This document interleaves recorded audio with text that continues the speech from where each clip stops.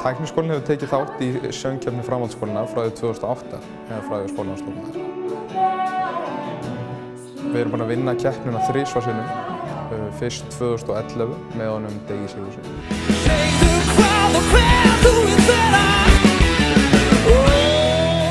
Og 2012 komum við með heilan kór, skipstjórnar skólans.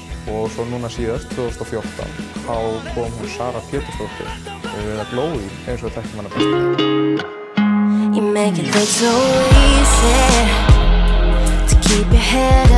Þetta er búið að vera rosalega stór draumur hjá mér, bara síðan ég man eftir mér.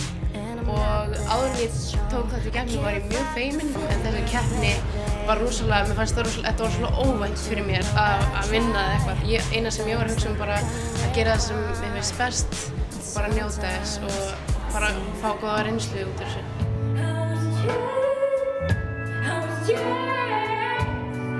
Það hægt að segja að þetta væri búin að draumur síðan kannski í 10. bekk.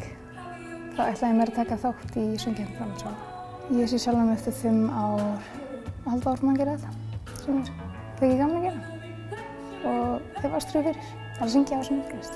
Svo leggur skólinn mikið metnaði að halda góða undankeppni. Við höfum leigt Gamla bíó síðastliðin 2 ár. Þar spila nemendur stóra þátt.